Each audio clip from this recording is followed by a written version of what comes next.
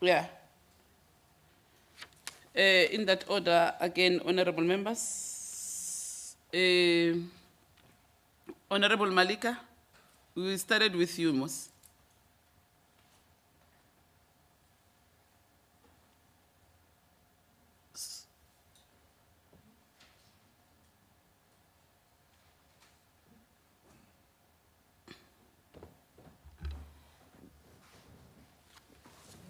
Thank you, Chairperson.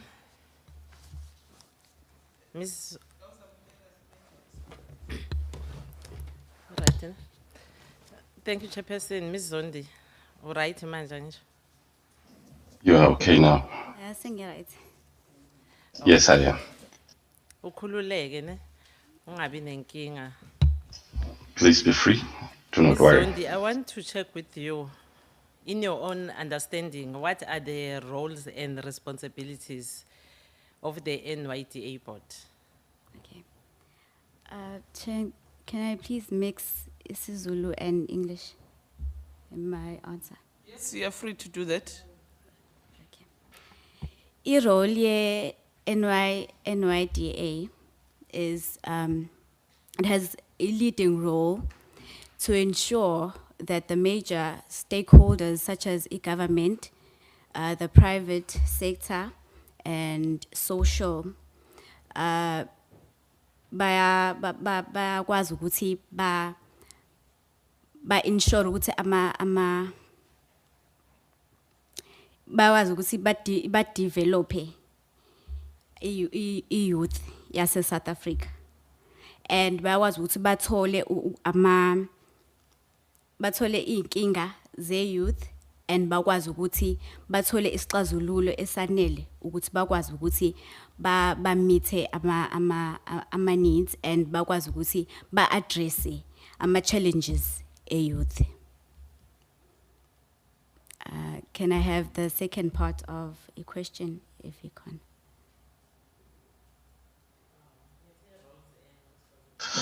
The role of the NYDA is that it is able to work with the government, and they are able to ensure that they develop the youth of South Africa. They also are able to identify the problems that are faced by the youth and then provide solutions to it.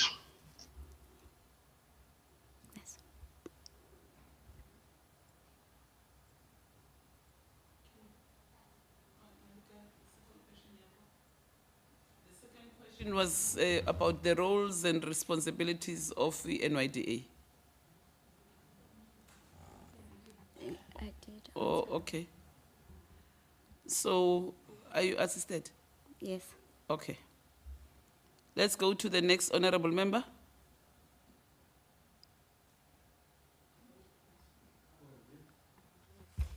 Thank you, Chairperson.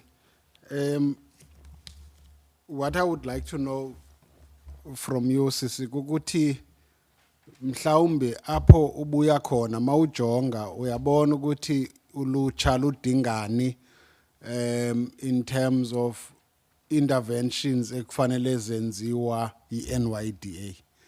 Mhlawumbe zeziphi izinto ezintathu ocinga ukuthi if wena ungayiphathi yeboard ungaphusha ukuthi zibe on top of your list to ensure ukuthi ulutsha luyancedakala in general.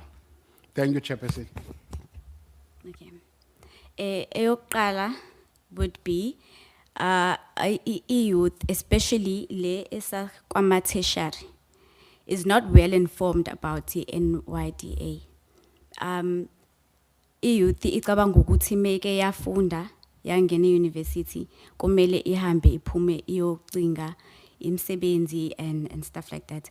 But i-NYDA ingakwazi ukuthi ibe nama campaign, if ngikwi-board ye-NYDA, ibe nama campaign ihambe iya kwama tertiary and educate ukuthi if into doesn't work out, ukuthi lento ifundayo doesn't work out, you can start something. Uyakwazi ukuthi uqala ibhizinisi ikhona NYDA, you can apply and then they can help you ukuthi ukwazi ukuthi uqhubeke phambili nebusiness lakho.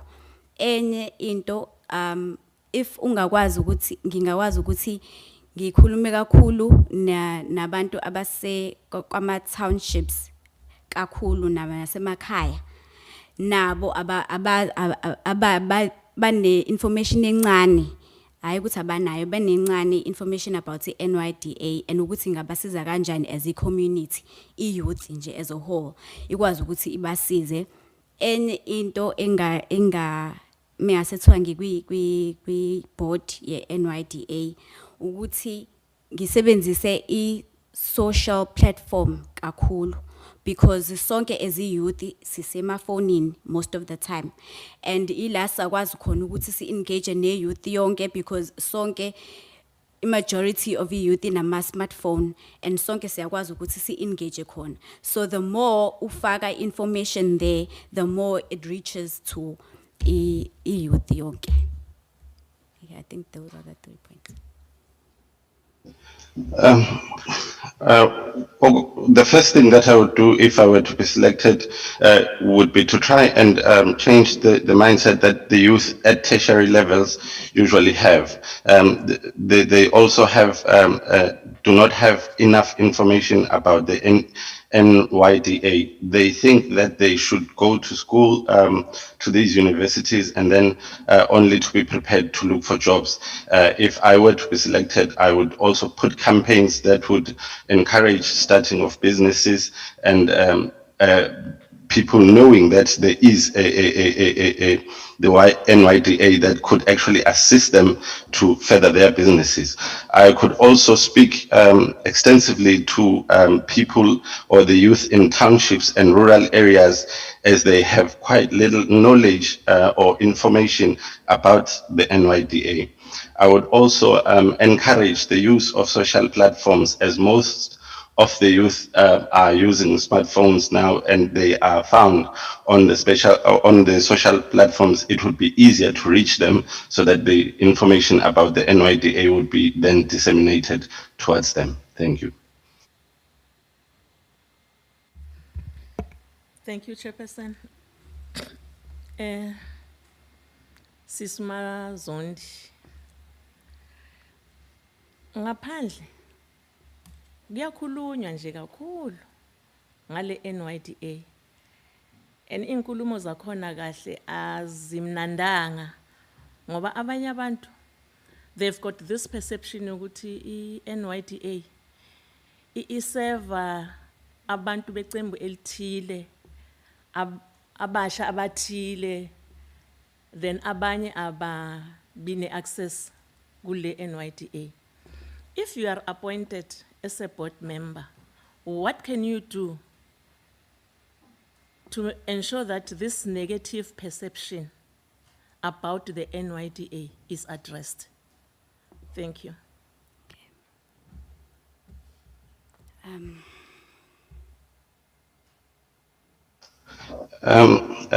Ms. Zondi, out here, there is quite a lot of talk out here where people are speaking about the NYDA. There is a perception that the NYDA only serves a certain particular group of youth or a certain youth that is affiliated to some certain parties. If you were to be selected, what would you do to ensure that this wrong perception is eradicated? Thank you. Nginganikeza yonke youth a fair chance ukuthi wonke umuntu azame ukuthi athole usizo ngendlela wonke umunye umuntu alithola ngalo. Mengeke ngize ngidiscriminate against certain people and ngenze show ukuthi everyone has equal opportunities. Ngikwenza ukuthi abantu bakwazi lokho ukuthi ayingoba kukhona umunye umuntu one preference kangcono kunomunye umuntu. So ngingakhuluma kakhulu ne youth lokho ukuthi wonke umuntu has a fair chance and wonke umuntu equal and wonke umuntu uzothola the same services as wonke umuntu. So wonke umuntu angathola ichance eyanele na wonke umuntu. So I think ngingakhuluma kakhulu ngalokho ukuthi encourage abantu ukuthi wozani nonke wonke umuntu unayo i-chance yokuthi enze lokho akufisayo akekho umuntu ongcono kunomunye. I would ensure that we give the youth a fair chance. I would also ensure that everyone has access to the NYDA. There is no discrimination. I would also make it known that there is no preference and everybody is allowed to come and ask for help, and there is everybody gets the same chance. There is no one who is better than the other. Thank you.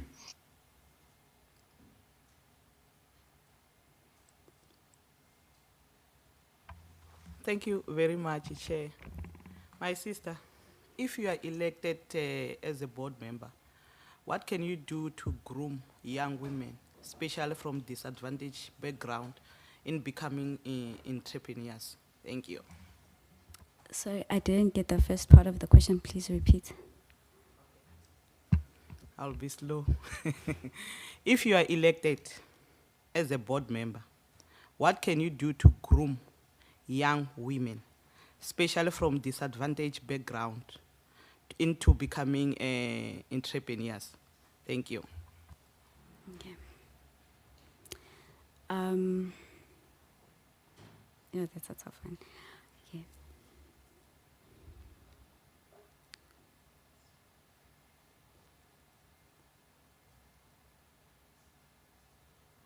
Okay. Oqala ngingaba grouper nge-age firstly, and then secondly ngingagroupa ngokuthi maybe kuba abantu aba disadvantaged, a lot of them abayitholi information ngayo yonke into. So if ngingagroupa abantu besifazane, ngingathatha abantu abesifazane nge-age kuqala yabo ukuthi umuntu nomuntu mhlambe mngakanani ngokweminyaka yakhe yabo, and then also ngingabathatha ngokuthi umuntu unasiphi skill, mapha ama skills umuntu anawo as an individual, ukuthi yini la afuna ukuyenza, futhi ngabuthi ngibagroup ngokuthi yini la afuna ukuyenza, unawo yini ama skills okwenza leyo into leyo, uneminyaka emngakanani, ufisa kangaka, because bakhona abantu abathi bayafuna but abanayo that drive to do it, like ufisa kangakanani ukuyenza. Yeah, I feel like uma ukuthi uyathanda ukuyenza into ngingagroupa ngalokho ukuthi unawo yini ama skills okwenza lokho noma awunawo yini ama skills, because egcineni kosuku you can't start something or ama skills nawo mhlawumbe uma ungafuni ukuthi ube nawo ama skills lawo. So I think ngingaqale ngokuthi umuntu unama skills amangakanani, ufunde kangakanani, yeah, ne age group.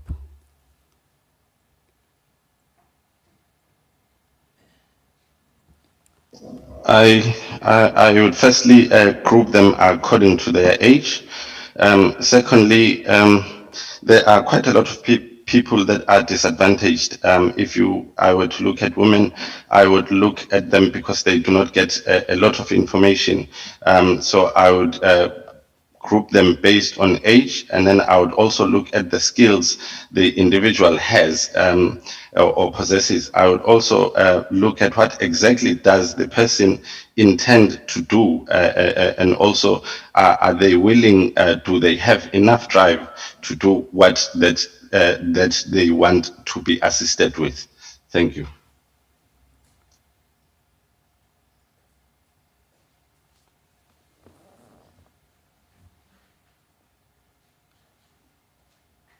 You're done, ne? All of you here. Honorable Ndongeni, you're the last one.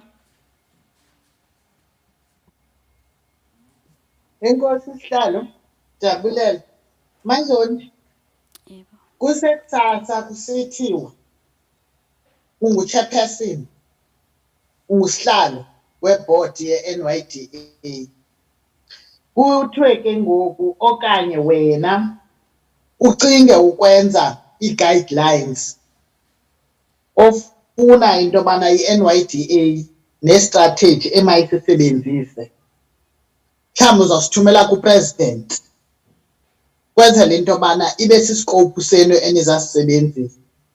Ingaba yintoni, zeziphi mhlawumbi izinto ongakhe uzijonge nocinga uba zibalulekile and zizawufika zisebenze?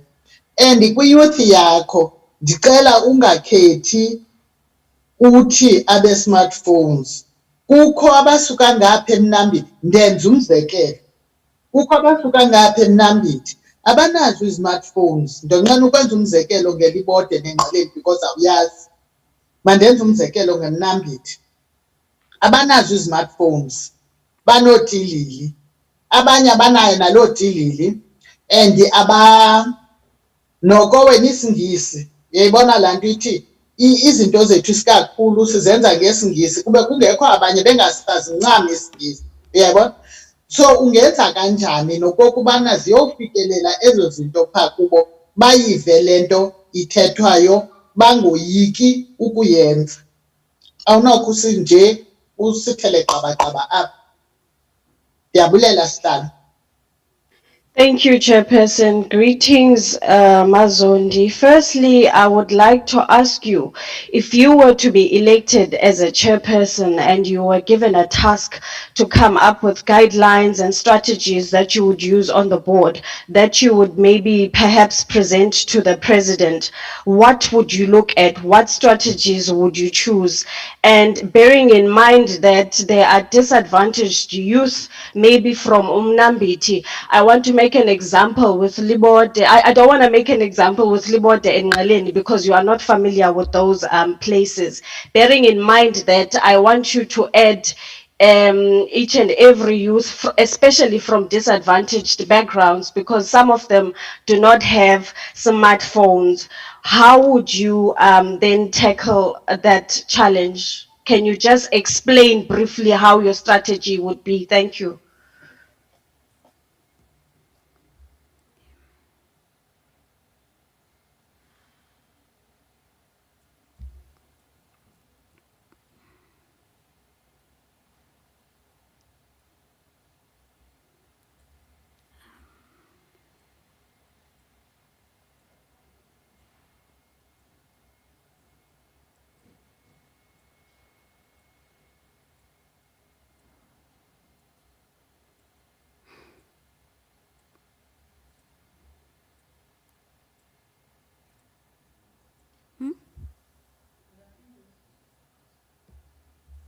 Ngaphendula. Sihlalo nilahlekile. Cha, Person, is clarity needed?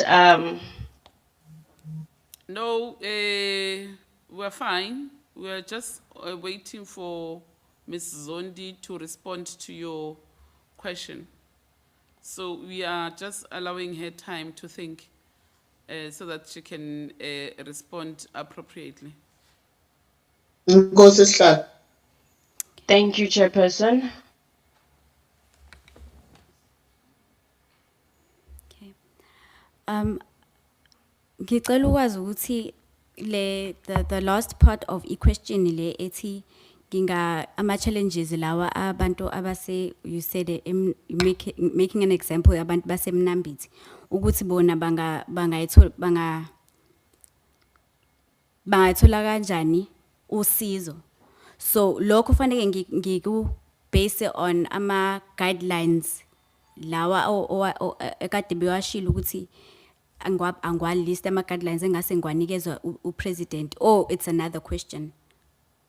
I don't understand. I would like to know the last part of the question where an example of people from Umnambiti were to be granted access to help or were to get assistance. Should I list that within the guidelines or is that a different part of the question? Thank you.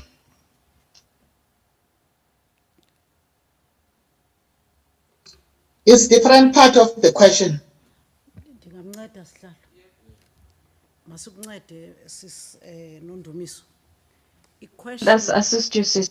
Question Honorable Ndongeni ithi kuwe njengam nawe sibuya ezilalini deep in rural areas and imeko yaphayana yenza uba abantwana which is a youth yapha emakhayeni especially to all the rural provinces be it Mpumalanga, Limpopo, KZN, Eastern Cape basithanda ukusebenzisa eza phone ze 100 rand or 200 rand eza phone azinayo lento ikhoyo kwezi phone lama smartphone abana access ye internet so ke ngoku wena xa ungaba yingxenye yale board ungabanceda njani abantwana bakulama rural provinces bakwazi uba ne access to information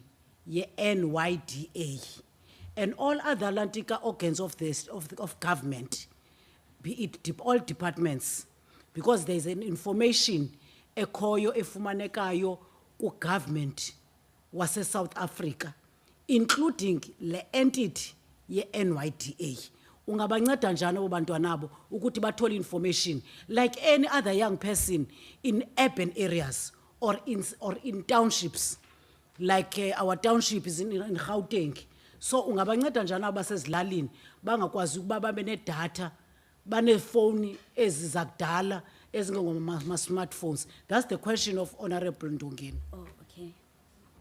Ngiyabonga. Okay, ngingabasiza ngokuthi ingakabi khona iCovid wakho ethina ngakiso khona amarally. Yes, ngenza amarally ukuthi sifike as NYDA and sikwazi ukuthi sibize yonke youth yasemphakathini ukuthi sonke beze sonke sikwazi ukuthi sibachazele ngeNYDA and okwesibili ngingasebenzisa ama radio stations because banawo ama radio if bengena ama radio then ngiyafika mina ne team siyababiza sonke bonke then sikhulumeni mhlawumbe community hall yasendaweni or sisebenzisa ama radio stations ukuze sikwazi ukuthi sifinyelele kubona abangenawo ama TV bayakwazi ukuthi balalele radio o sifike ezikoleni si educate abantu ezikoleni lezi ezikama rural areas. Yeah, I think that's how I would ngawazi ukubasiza kanjalo ukuthi ngibe kwi radio ngibaxoxele ngakho sibize i-community yonke sibe nomhlangano we-community yonke sikwazi ukuthi sikhulumisane sonke as a youth sikwazi ukuthi sibatshele ngawo ngama opportunities akhona nge-NYDA.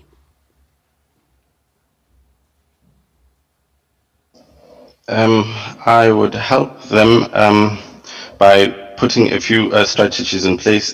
Before COVID in our area, we used to have rallies. I would call rallies and have the NYDA come to explain to the youth as to what they are and what they do. I would also try and use in a space where they do not have smartphones, I would try to use radio stations. I'm sure they'd be able to listen to the radio. We would also go to community halls and see if we can speak to the youth there. We can also go to the schools at the rural areas and then and try to explain to them as to what the NYDA is and how it can assist them. We could also have youth community meetings where we can explain as well what the NYDA is and what it does for the youth. Thank you. Thank you very much, honorable members. Ms. Zondi, we have come to the end of your question. Over to you, Chairperson. Thank you, Chairperson. Thank you, Ms. Zondi. Let me take the opportunity to thank you for honoring your invitation to come before this panel. Do you have a question to the panel?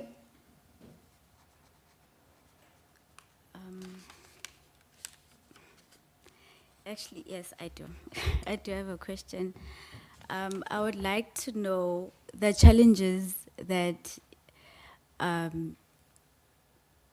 the board faces in terms of trying to get all youth members the same treatments, the same services? Like, how do you do it? How do you manage to give everyone a fair chance? Ms. Zondi, we won't be able to answer that question because that is questions that we pose to the candidates. But let me take the opportunity to wish you well in all your future endeavors and travel home safely and all of the best. Go well. You are excused. Thank you. Thank you.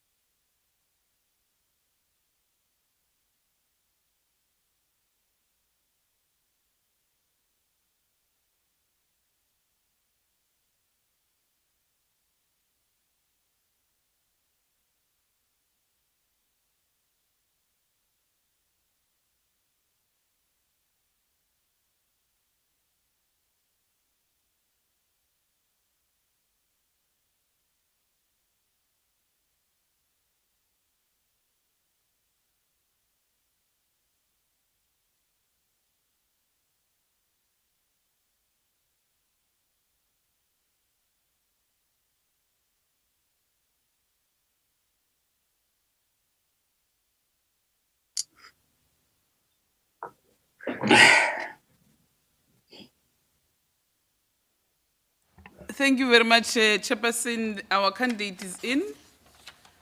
Mr. Kutlwano Rakosa. Thank you, Chairperson. Good afternoon, Mr. Rakosa. My name is Marensha Gillian. I am the chairperson of the Select Committee of Social Services and Health in the National Council of Provinces. I am also the co-chairperson of this committee who's dealing with the filling of vacancies on the NYDA board. You are welcome. I want you to relax, sit back. If you are a bit stressed, drink some water. Most of all, enjoy the interview with us. I will hand over to the chairperson in the committee room to introduce herself and also the other members of the panel. Thank you very much. Over to you, Chair. Thank you very much, Chairperson. Kutlwano, you're welcome, sir. My name is Nonhlanhla Ncube-Ndaba. I'm the chairperson of the Portfolio Committee on Women, Youth and Persons with Disabilities.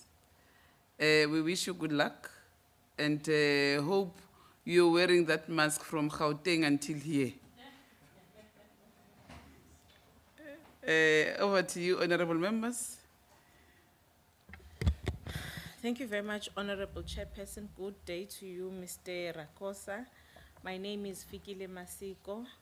I'm a member of the subcommittee and we'd like to wish you well for your interview and all the best. Thank you. Thank you, Chairpersons. Good day. My name is Audrey Malika. I'm a member of the subcommittee. You are welcome and good luck for the interview.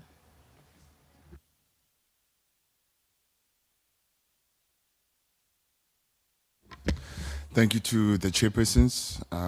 Very warm welcome to you, my brother. My name is Louis Olompiti, and I'm a member of the subcommittee. Wishing you well. Thank you, chairpersons. Good afternoon, Buti Kutlwano.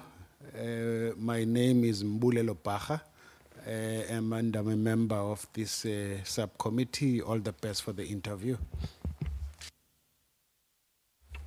Thank you, Chair. And Molo, Mr. Rakosa, ikamalam gutheliswa Mgweba, member yale committee.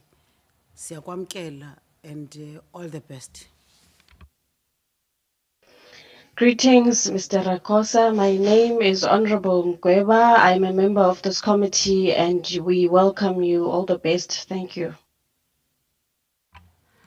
Nakensa chairperson inhlikani boti vito ni Brenda Matebula ni member ya this subcommittee mina velam kateko. Thank you very much, brother over there. I am Brenda Matebula. I'm the member of this committee. We wish you all the best during the interview. Thank you. Ntate Kutlwano, lebitso la ka ke Boitumelo Joyce wa Maluleke, ke o mong wa leloko la committee e, ko lakaletsa tsentle fela mo interviewing ya hao. Good afternoon. My name is Joyce Maluleka. I am part of this committee and I wish you all the luck in your interview. Honorable Ndongeni and Honorable Natasha. Inkosi sihlalo. Siyakwamkela mnumzana uRakhosa. Igama lami ndinguNokuzola kaNdongeni. Ndiyimember yale committee. Inkosi sihlalo. Thank you, Chairperson. I will welcome you, Mr. Rakosa. My name is Nokuzola Ndongeni. I'm a member of this committee. Welcome. Thank you, Chairperson. Honorable Natasha.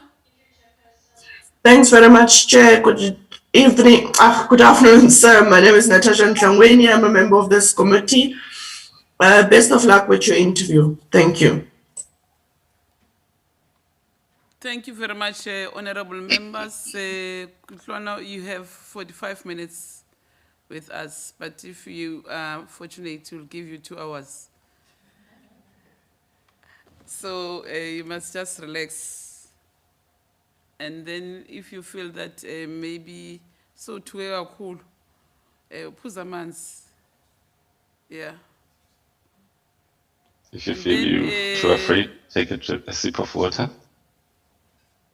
Over to you, Chair. Thank you, Chairperson. Mr. Rakosa, I hope you are now relaxed a little bit more. I want you to, give us a brief introduction of who you are, and then also why you are so keen and interested to serve the youth of South Africa, to become a board member of the NYDA, and also share some of your knowledge about the agency with us. I thank you. Sit at so that I hold, but just adjust your mic for be in the rightful position, because when you speak closer to it, it echoes. Is it better now? Yeah. Okay. No, thanks, honorable members. My name is Kutlwan, as introduced. I just want to make a plea to you, Chair. I don't know what's happening with my voice, but it keeps on going up and down, and it's been a week now. I'm sure I was scared all week. But please bear with me, because it does that. I want to say that the last time I was invited here, unfortunately I had corona, but not now. But I did whatever that I needed to do to test in order to confirm that my status is negative. So I just wanted to say it before we start, so that you can understand why maybe I'm closer to the mic and not very far from it. Thank you very much, honorable members. My name is Kutlwano Rakosa. I come from the dusty streets of Tutuza, located in Nigel, Ekurhuleni, and Gauteng. Many of colleagues here or comrades and honorable members will understand the history of Tutuza, but I'm not here to speak about that. But in long and short, is that I was born in 1990. Born in Parakwana. I'm a second born child of a mother and father that are still alive, healthy. So, in long and short, I want to start that I started my activism at a very young age. I used to play sports at primary. I used to play soccer. My colleagues and my former teammates can confirm if I was good or not, but it's not the purpose of the discussion. But I used to be an active participant in sports, which I did it up until I reached grade 12. At that time, I was actively involved in politics of the school.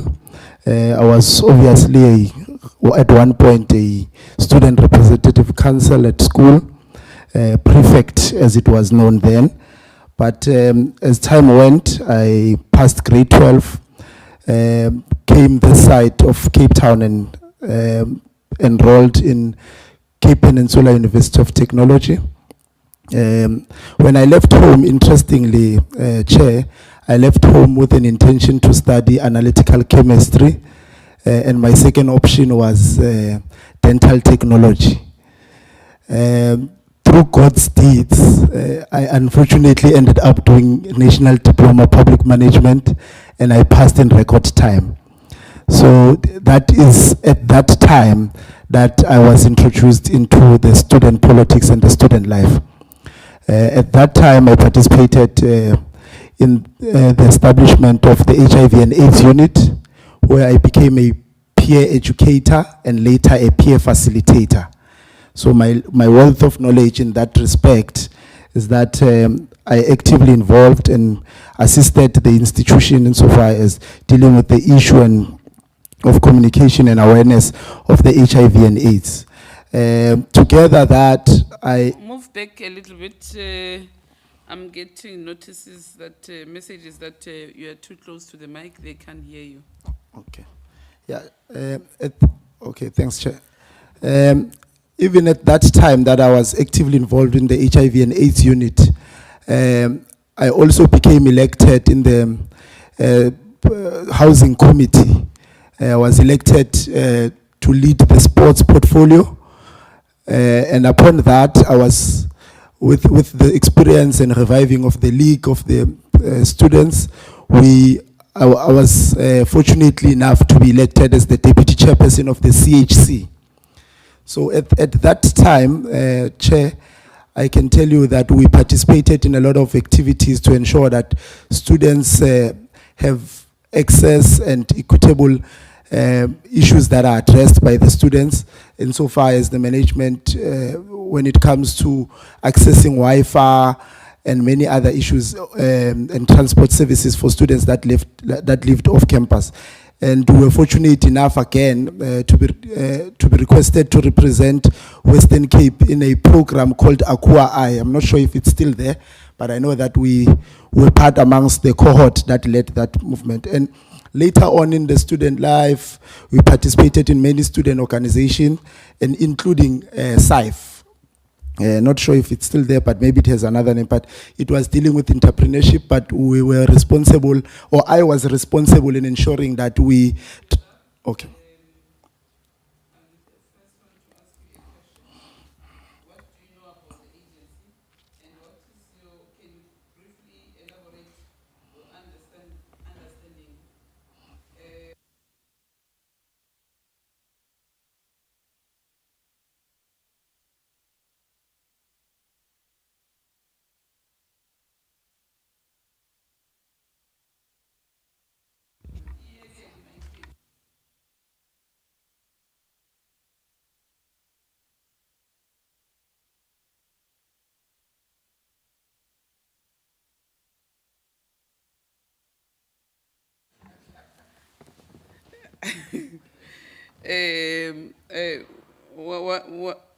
What do you know about the agency?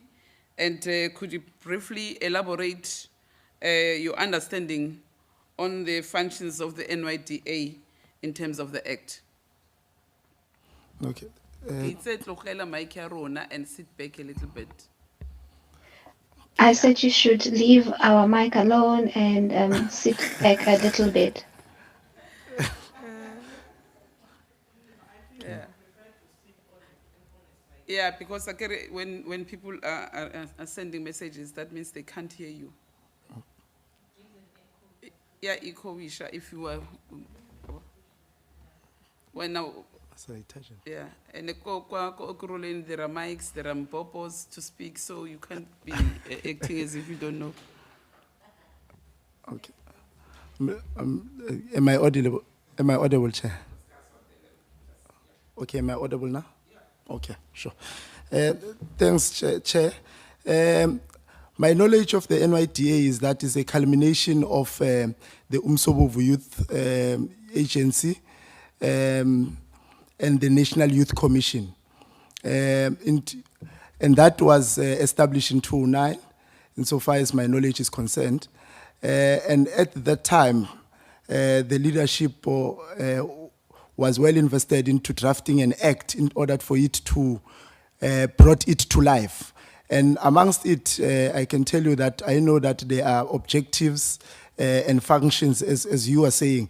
And some of the objectives is to ensure that we streamline or mainstream the youth development insofar as the agencies are concerned. But part amongst the concern is that we actually need to ensure that the development of a young person who is described in the Act as a person who's between the age of 18 to 35, we actually need to ensure that the agency needs to ensure that they assist them insofar as education is concerned, training is concerned, entrepreneurship is concerned.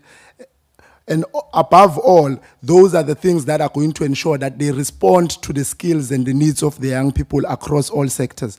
And insofar as my knowledge is concerned, Chair, I can tell you that there are challenges that the NYDA Act is at all material times trying to address, and those are social cohesion and nation building. Can I now take hands from honorable members? Honorable Mpiti, Honorable Mkweba, Honorable Bacha, Honorable Natasha?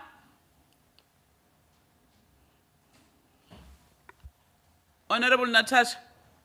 Please give it to Honorable Brenda, Chair. Okay. Honorable Brenda, Honorable Masiko, and Maluleke, we are the last. Over to you, Honorable Mpiti. Thank you very much to the chairpersons, and thank you so much for your inputs thus far. You know, I think there's been a lot of expectations that young people have had about the NYDA and what it's supposed to do. And I think in a country like ours, where we are continuously dealing with a number of fights on different fronts, we need to start having those open conversations. And an organization or an agency like the NYDA, I believe, is rightly placed to be able to have a transversal approach with different government departments, but also different sectors of society. And so I just want to know, should you be appointed onto the board of the NYDA, what would be your position and strategies and innovative ideas to be inclusive to the LGBTIQ plus community? What type of ideas would you bring to the forefront, noting the fact that as it stands, the LGBTIQ plus community is facing an onslaught of violence against them. And I do believe organizations and agencies like the NYDA have a huge role to play in that regard. Secondly, just shortly, if you can just share with us, what are your ideas in terms of reimagining the business model of the NYDA, particularly looking at the services that it does have currently? What would you bring that's not already there to the agency. Thank you.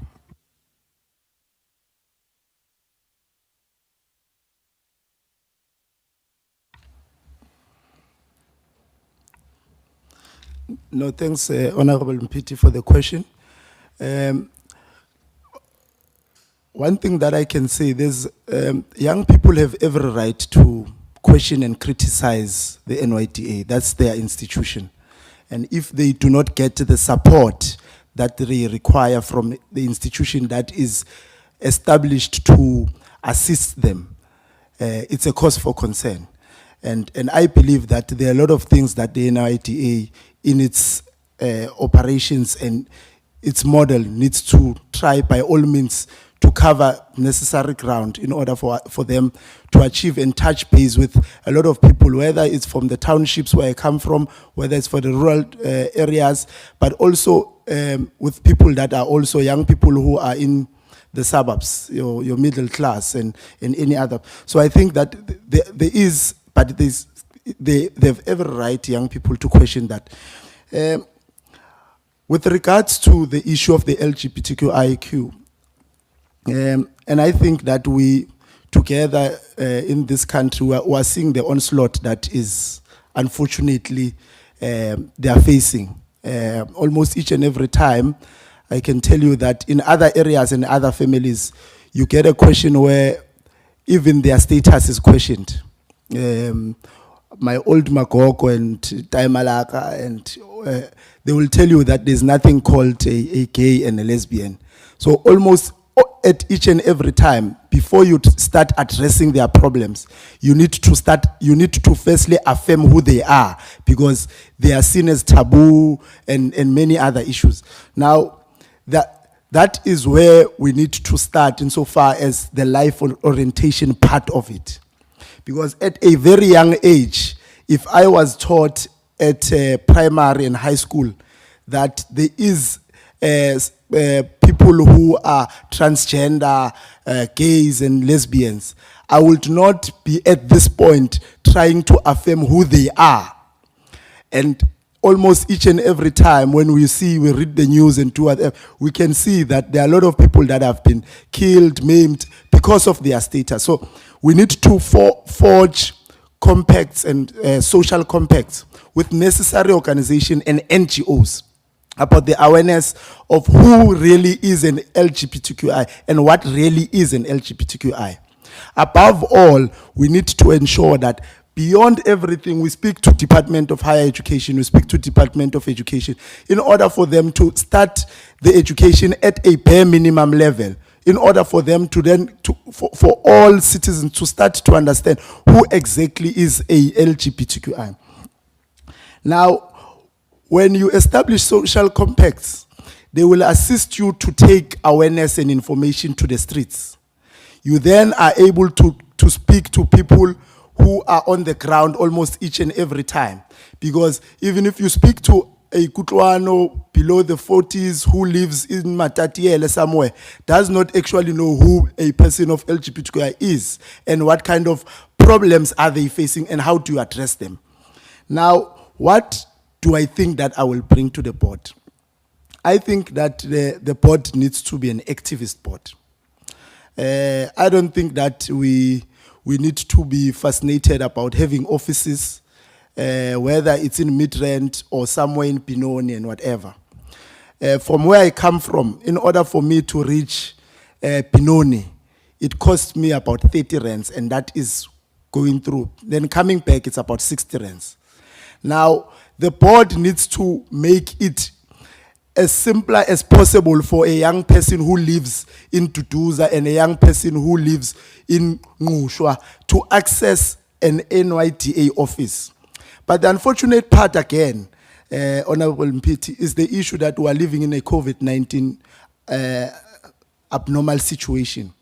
Now, for a person like me who is going to go to Pinoni and want to access services of the NYT, the unfortunate part is currently you are going to be told that they are working from office.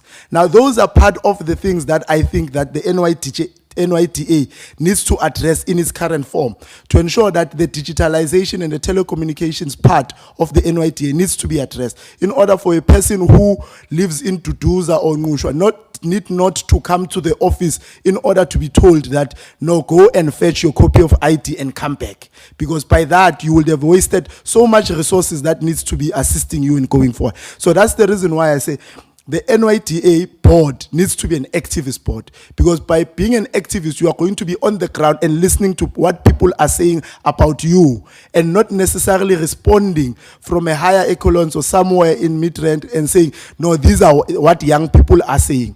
And beyond that, I think that we also need to bring in new life of public participation.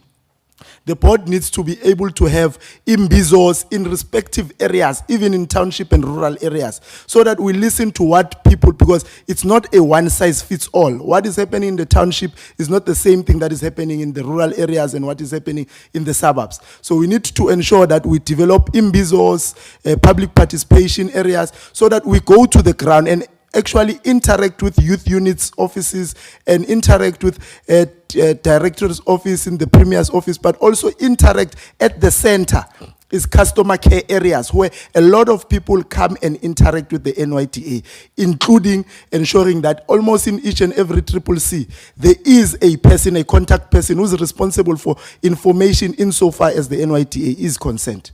Thanks. Thank you very much, Kutlwano. Honorable Matebula, is it Honorable Mkweba or Honorable Matebula? Mkweba. Okay. No, thank you very much, Chair. Mr. Rakos,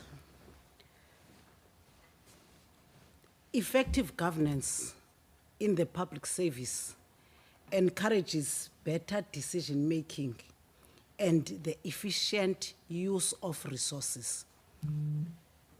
Then my question to you, how would you ensure good governance in the National Youth Development Agency?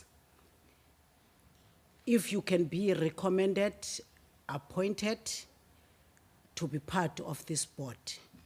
And secondly, there are 5 main principles of good governance within the context of democratic government and efficient public services. That whatever that it does is regulated under the PFMA Act. And whatever operations, because the money that they get it from the public purse, they need to account for it.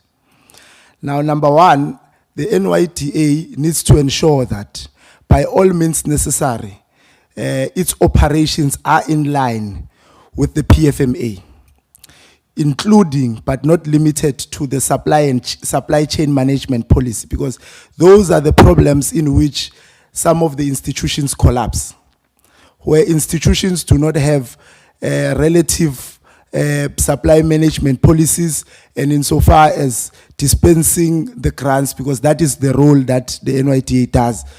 So my understanding is that the NYDA is a public entity and for all intents and purposes needs to follow the PFMA. Second to that is that there's what is called a King 5. And it speaks about, one, an ethical government, openness and transparency, ensuring that openness and transparency. Sorry. I'm really scared that the voice goes up because I can hear it. Oh, okay. Yeah, so, thanks, sorry, Chair, sorry about that. So in light, I want to say that because there is a King 5, because the King 5 speaks about some of the committees as well that needs to be established in order to ensure that accountability insofar as good governance is concerned. Stressed amongst is the issue of audit, the committee of audit, because it needs to work hand in glove with the financial aspect of the organization. There's also what is called a human resource development committee that needs to be established, because all these committees are going to ensure that the work of the board is obviously simplified insofar as ensuring good governance is concerned.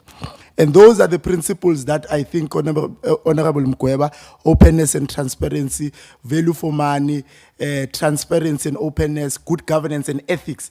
Because if we fail to deal with those aspects of good governance, young people are not going to, because that is what they need. We need to be able to account of whatever that we receive from government and ensure that it is received by a young person from wherever walks of life that they are. So, yeah, thanks, Chair. The rule of law needs to be stressed, Comrade Chair. So sorry for that, Honorable Chair.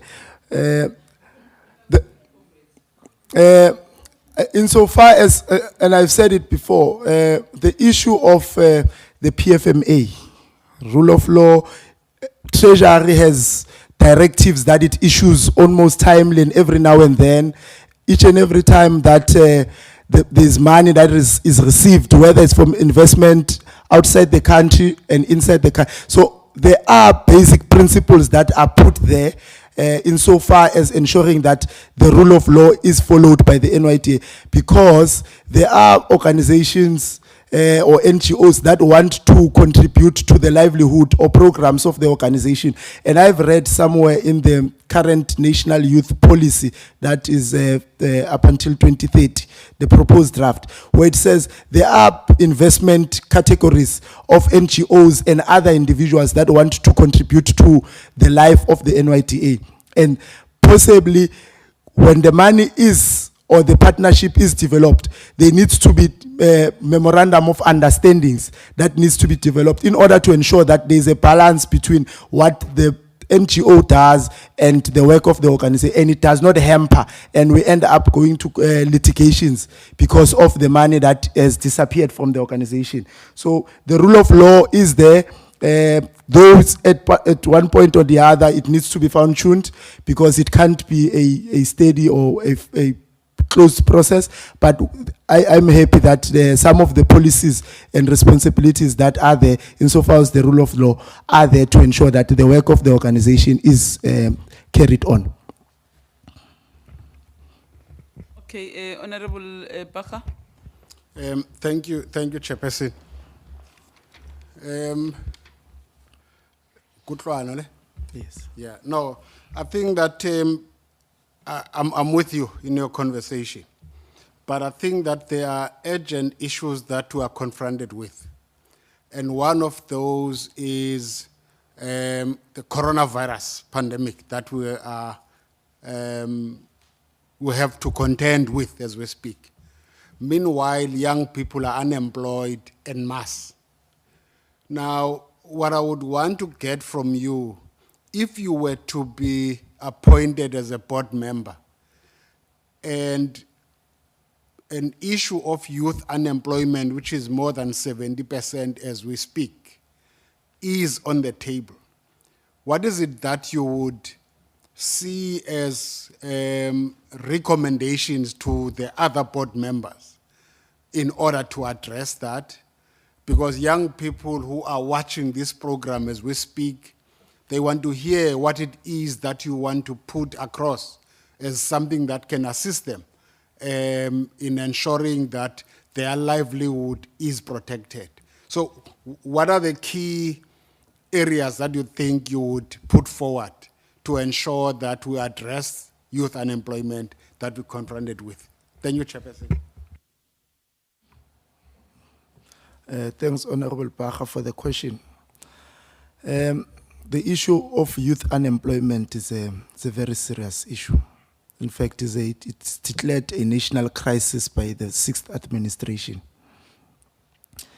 But we also need to understand, actually, when we speak about the youth unemployment, what actually are we speaking about?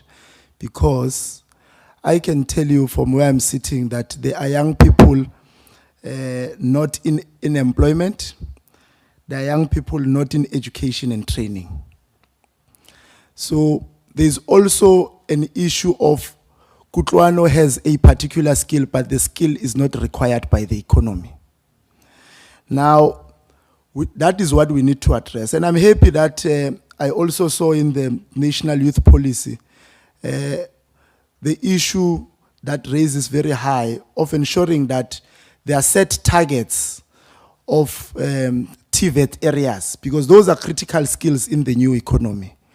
The critical skills in your artisans, the critical skills in your electricians, and I think particularly we need to address that. We need to ensure that we bring access. And there's enough work that has been done thus far by the Department of Higher Education and Training and Science and Technology in order for young people to gain access to TVET areas. Now, those are things and bursaries that needs to be available in ensuring that particular attention is placed on science and technology, because those are the critical skills in which we need now. But over and above those skills, we have an issue where young people in their majority, even if you can go to the APP that was presented to the board, it can tell you that there are a lot of young people who have registered businesses, but their businesses do not find space or do not find opportunities. I can speak of a young person who registers a business, comes here, is trained, but when that person wants to go and look for opportunities, a requirement from government departments, agencies, and whatever, is that they must have particular documents in order for them to access those opportunities. Now, these are things that, as the agency, we need to also look into. Because we can't be speaking about unemployment as if the issue of responding to issues of young people is only unemployment. There is young people who have registered companies who are dealing with local manufacturing. Your manufacturing of paints, co-ops that do sewing, and many other, that can absorb young people, bakeries, confectionaries, and many other responsible. Now, those are things that we need to bring along and harness. And we also need to create a database between people that we have assisted and people that are coming along and are looking for employment, because it can be correct to assist Honorable Mpiti to get a grant. Honorable Mpiti's company is successful now, and we have a backlog of young people who have registered amongst the agents who cannot find space.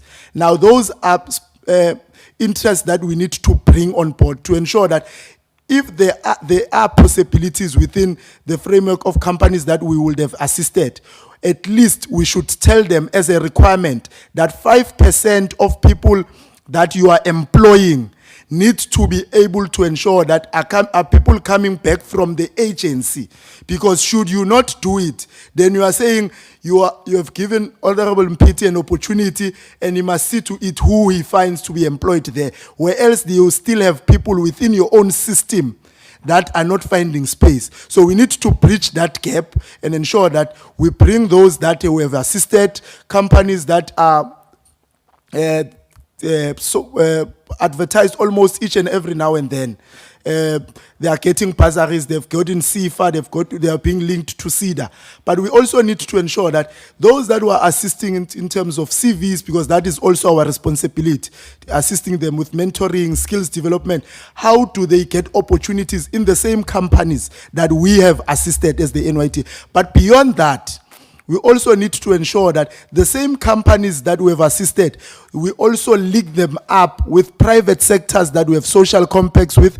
We also link them up with government institutions like Department of Public Works. If there are companies that are doing construction, there's a Vugupile program. We need to ensure that we bring those companies to those, so that even if they develop from grade 1, they can be a developing company from 5 years ago till today.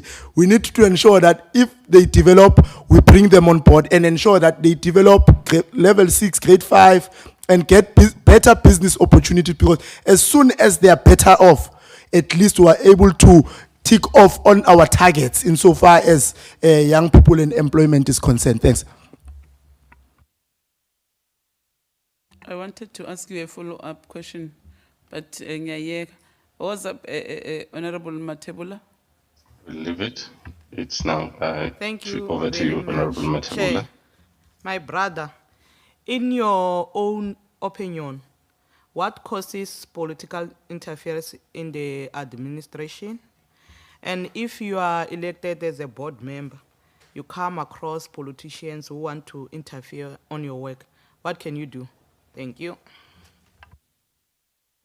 And I know what my sister.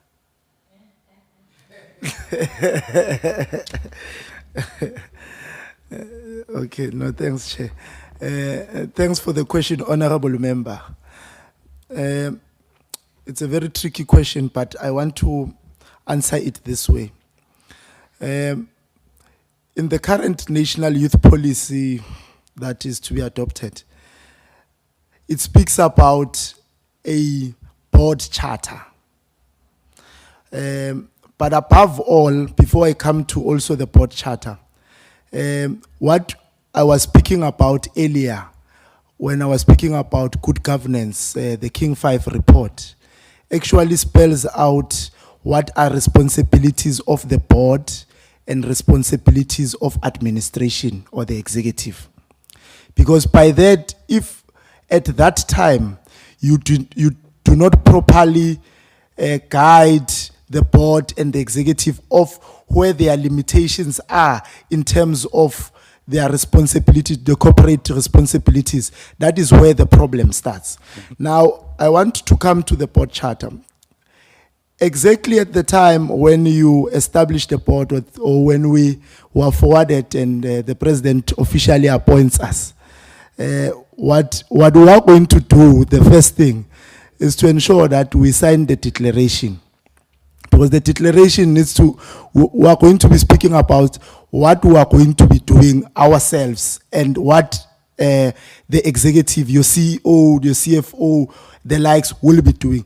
But interestingly, in the current proposed bill, it speaks about people that are to be forwarded by the executive insofar as ensuring that there is a clear line in terms of what the politicians are supposed to do and what are the board members supposed to do. Now, if those things are not dealt with at the very first board meeting, you are going to find board members thinking that they are going to sit in some committees or interview process of candidates that are appointed as administration. Now, what I think that should happen is that the board charter needs to spell out of the differentiation of responsibilities between the politicians and the board, as well as the board understanding that it clearly defines what is the responsibility of the board and the executive. And I know that there is another bone of contention amongst young people who have either previously served in the board and others that maybe wish to come in. The issue of saying there is an executive chair. The executive chair represents the board, but also is found to be an in the day-to-day life of the board.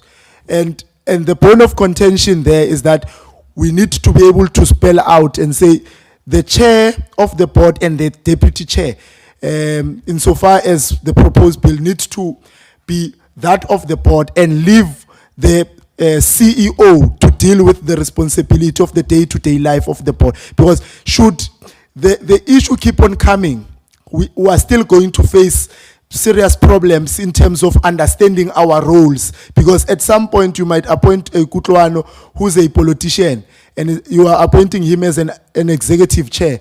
And I do not understand my role insofar as what I must do and what the CEO must do. Now, these are things that need to be ironed out.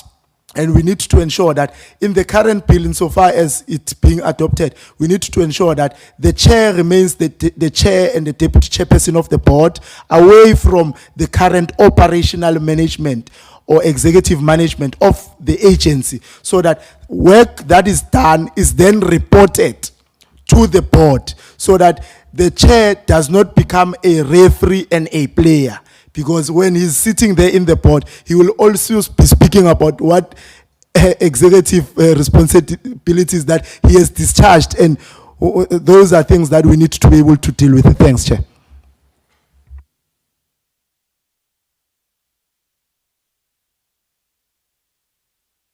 Who was the last one? It was myself, Honorable Chair. Yeah, maybe before Honorable Maluleke, I think I want you, Kutlwana, to repeat what you have said in terms of, on that question, yeah, good governance. You mentioned King 5 or King 4. You said King 5.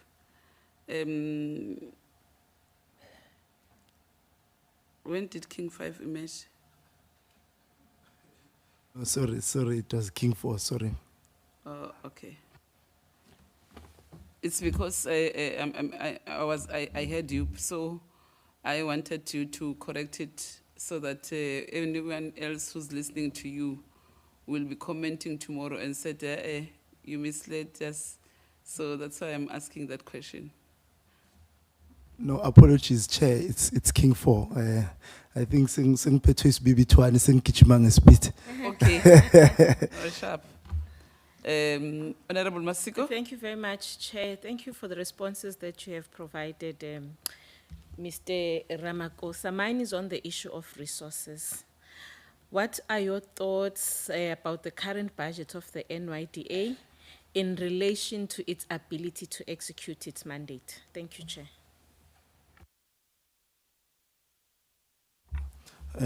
Thanks, Chair. I read somewhere in a report that was presented to this committee that there was a shortfall. The board presented by the CEO that the money that they were given in the previous financial year was not enough. And some of honorable members were raising sharply the issue of vacancies, some of the critical posts that are not filled. Now, the issue of resources, as limited as they are, because unfortunately we are in a new normal. And all of us, if we have been following budget votes, we can see how much budgets are being cut. From whether it's from that department or the other, but we can see that the country is not growing. There is no sufficient resources in terms of dispersing them to the NYDA to achieve where it has not been able to achieve. And that's the reason why I said in my initial statements that even though we have less resources to discharge our responsibilities, but if the NYDA works with other government agencies, it will be able to reach where it is not able to reach. And I want to stress this, that there are areas like where I come from, where you have a National Youth Development Office in Benoni, but you also have a Youth Unit Directorate located in the Office of the Executive Mayor. And some of the work that both offices do cost cut amongst each other. And we can't afford duplication of responsibilities and duplication of work that we are doing, because the resources that we are using are as little as we know. Now, the NYDA office where I come from needs to be able to have bilateral relations with the youth unit or the youth director's office and TEPO 1 million. Because where TEPO 1 million is responding, the youth unit agency needs to focus on other areas. But above that, there are responsibilities, CSIs of companies that are located in the areas. And unfortunately, in some of these areas, we do not know what are these companies doing. Now, with the little resources, we need to be able to speak to those government institutions.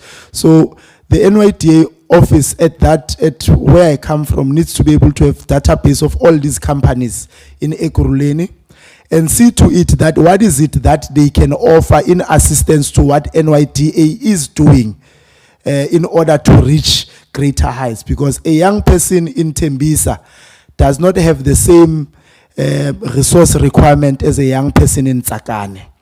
Now, there is a company called Kibela, there is a company called Console, that the NYDA office needs to go there and start a conversation with them and say, look, amongst your CSIs, what is it that you can do to ensure that you are able to bring in internships, bursaries, and enterprise development for companies that we were not able to reach, that are residing within that space and area.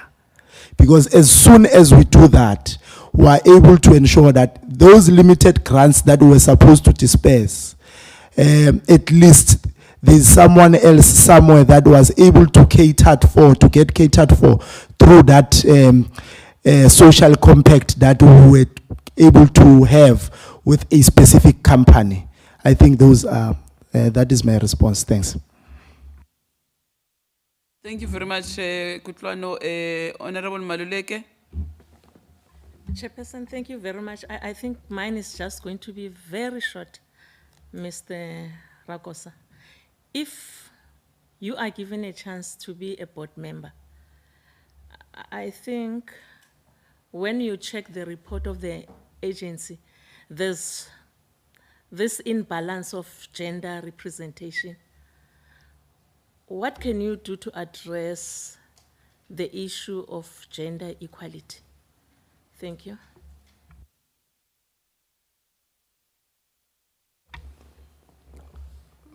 Thanks, Chair. Through you. In the APP that was presented, maybe let me focus there. When it was presented, the APP, there is a target of 2% for people with disabilities and gender, but it strictly focuses people with disabilities. And it has not been achieved till today.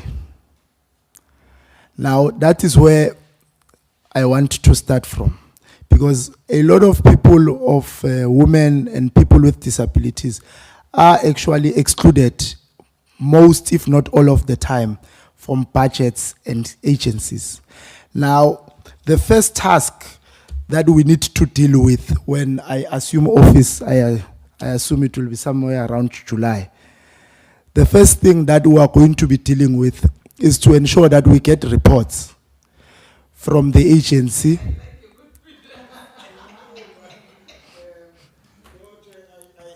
I'm encouraged with how he presents himself, because it's things that he's going to do when he's appointed in July, which is, I think it's fine.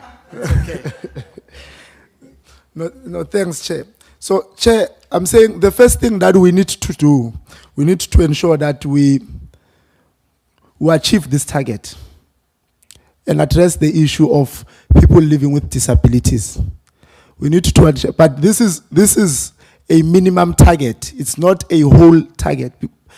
And by that, what I mean is not a whole target, is that we also need to go through our offices and ensure that, though we want to ensure that young people or people with disabilities find employment or assistance in the NYDA, we need to create a conducive environment so that they are able to access the office.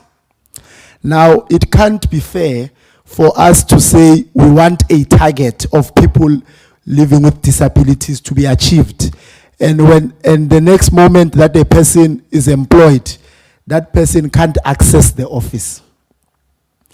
Now, dealing with the issue of targets also needs us to deal with the infrastructure of the office. How do we access the office? And it's a bone of contention. If it's a bone of contention for me who lives in the township to access the office, I wonder how is it for a person that lives with disability.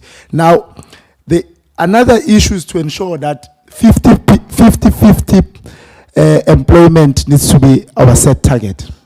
And I know that it's a set target insofar as representation here in Parliament and other agencies, but 50-50 needs to ensure that it's a set target. We need to ensure that, firstly, we speak about it in the consolidation or appointment of the board. If the new bill that is coming through is signed, which speaks about 10 members that must be appointed, 5 must be women, because that is where it needs to start, because we can't speak about gender there and act as if it does not speak there in the NYDA board. We need to start there so that the results, we can see them going forward. Now, yes, 5 is a minimum. It needs to be 50-50 is a minimum. We can go beyond 50-50. That, I mean, then we will say, how do we address the issue of the CEO, the CFO, and the COO? In my knowledge, I've never seen a CEO of the NYDA board being a female. And that is an actual reflection that even some of people that and qualified human beings that we know that want to apply for the boards, we need to ensure that across the board, the reflection of the demographics are strictly adhered to, 50%. CEO, CFO, and COO, at least of the 3, 2 must be female. And the issue of people living with disabilities, because unfortunately, the board reports to this committee, and this committee also deals with women, children, and people with disabilities. So I think that the issue of 50-50%, and I'm advocating for it, even if I'm a male, but I'm advocating that at least 50% of board members that must be appointed by the president must be females, and the other must be males. But also the board, as it goes on and try and check what is happening in the agency, people that are appointed in service centers and research and development, at least young people need to be brought in, because we are able to touch base with whatever issues that are dealt with and problems that we need to respond to. We can't afford to close out women. We must do everything in our responsibility to ensure that we bridge the gap between the male and the female. Thanks. Thank you very much, Kutlwano. We have come to the end of your question. But thank you very much. Chairperson, over to you. Thank you, Chairperson. Thank you, Mr. Rakosa, for your brief and answers. You, I need to ask you if you've got a question for the panel. No, Chair, I don't have any question insofar as this is concerned. I want to thank the opportunity that I was given for the second time to present myself here under difficult circumstances. But I want to thank the board because there are many people that have applied, about 1,000 people, and a Kutlwano from the dusty streets of Tutuza got an opportunity to be flown to Cape Town, but also to present himself to the board. And I want to thank Committee, you are not a board. to the committee, but I want to thank the opportunity. Kasotho ke lebohile ho menahane. Thank you. In Sesotho, I would like to say I am greatly honored and thankful for the opportunity. Thank you, Mr. Rakosa. Let me take the opportunity to wish you well in your future endeavors, and go well, all the best, and you are excused. Thank you.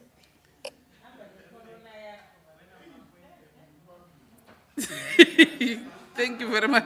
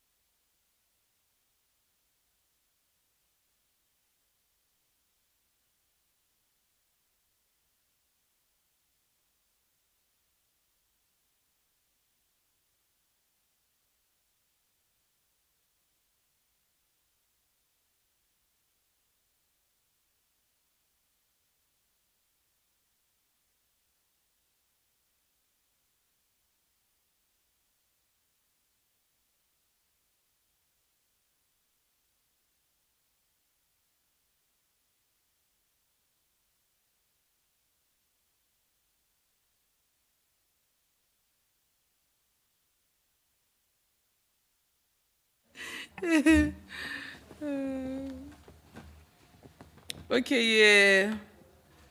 Chairperson, our candidate Pearl Pillay is here. Thank you, Chairperson. Good afternoon, Ms. Pillay. My name is Maren Shekilian. I am the chairperson of the Select Committee of Health and Social Services in the National Council of Provinces. I'm also the co-chairperson of this committee, who's assigned to fill the vacancies on the NYDA board. I want you to be comfortable, relaxed, sit a bit back. If you are stressed, you can drink some water. Thank you for that nice smile. Most of all, enjoy your interview. I'm handing over to the chairperson who will introduce herself and the rest of the panel. Thank you. Thank you very much, Chairperson. Ms. Pillay is not stressed.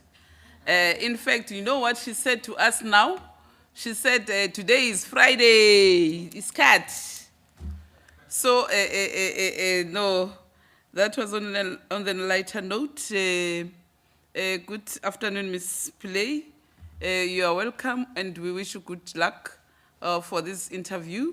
My name is Nonhlanhla Ncube-Ndaba. I'm the chairperson of the Portfolio Committee on Women, Youth, and Persons with Disabilities. So you are welcome. Over to you, honorable members.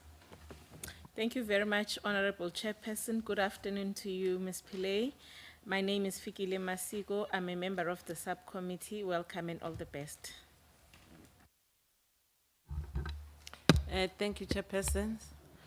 Good afternoon, Ms. Pillay. My name is Audrey Malika. I'm a member of the subcommittee. You are welcome and good luck for the interview. Thank you to the chairpersons. Ms. Pillay, welcome to your interview. Wishing you well. My name is Luyo Lompiti and I'm a member of the subcommittee. Hello.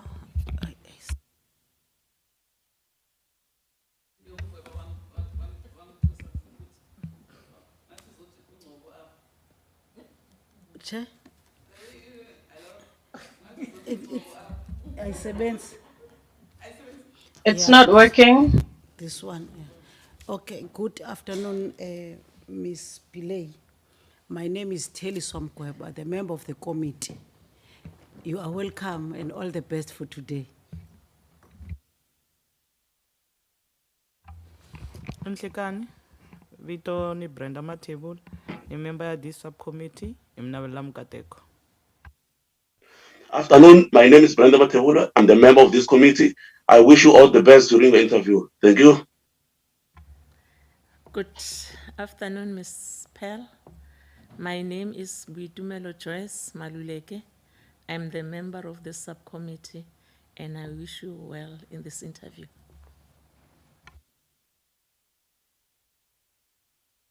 Honorable Natasha and Honorable Ndongeni.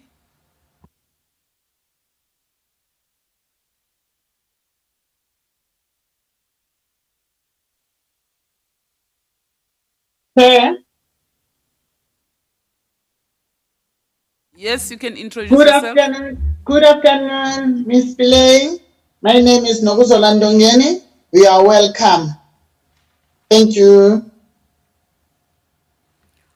Honorable Natasha.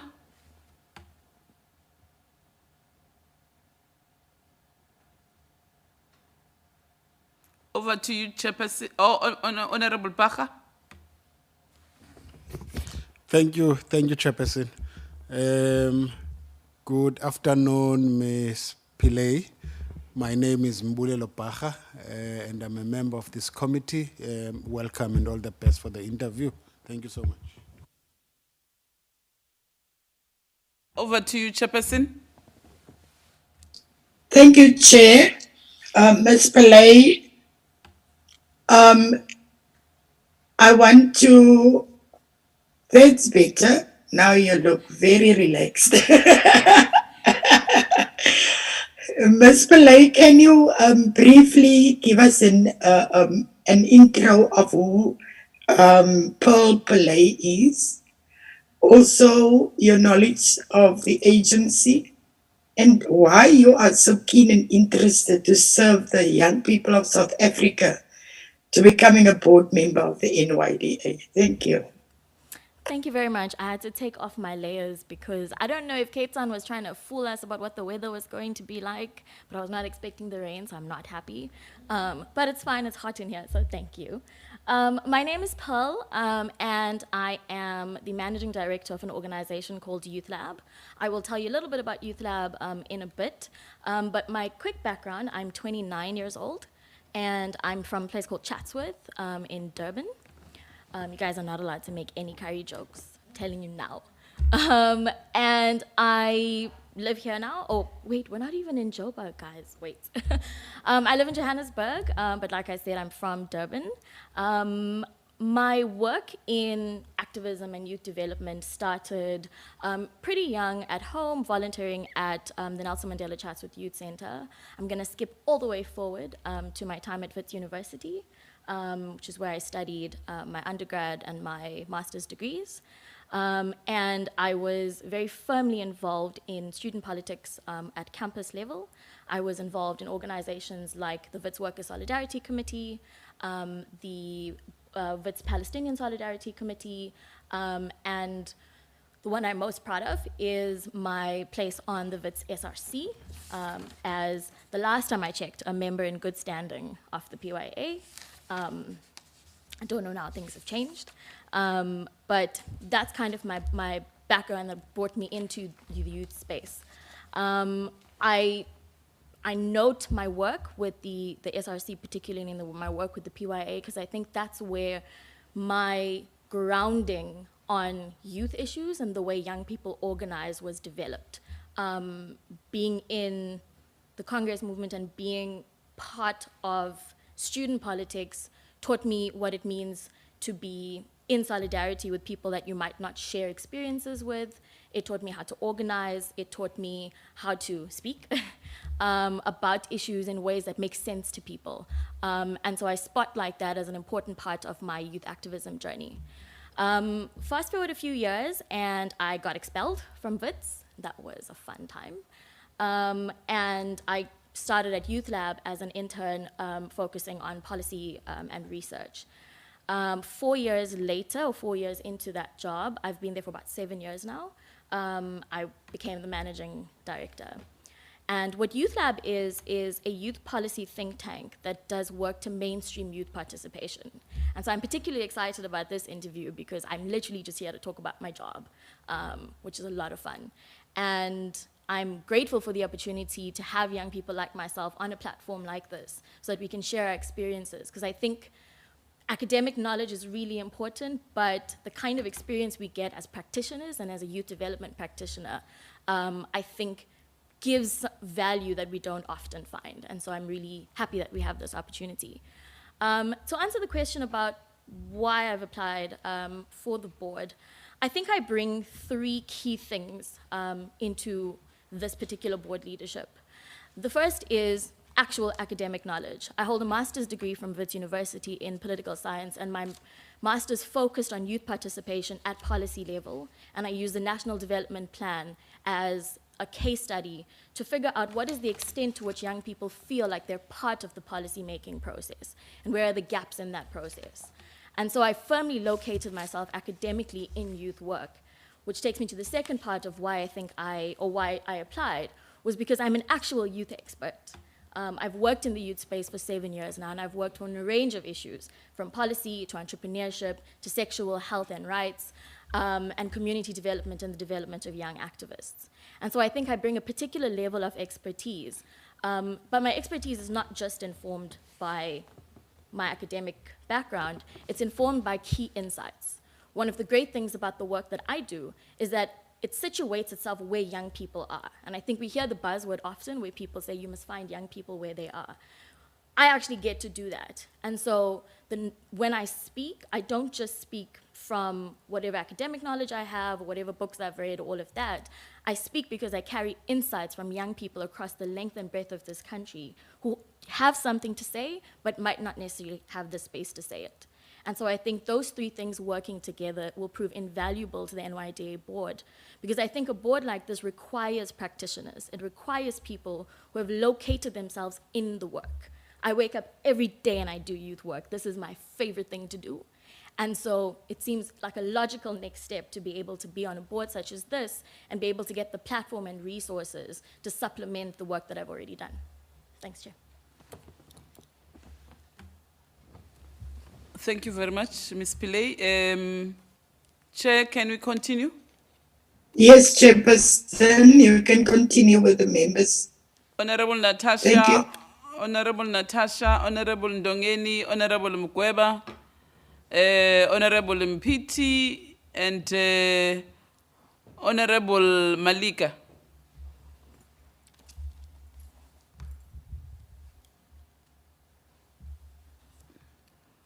In that order, Honorable Natasha, Honorable Ndongeni,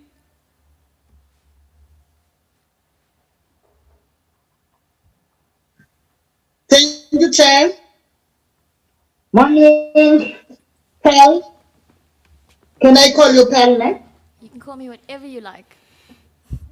Oh, okay. I will. Otherwise, how are you?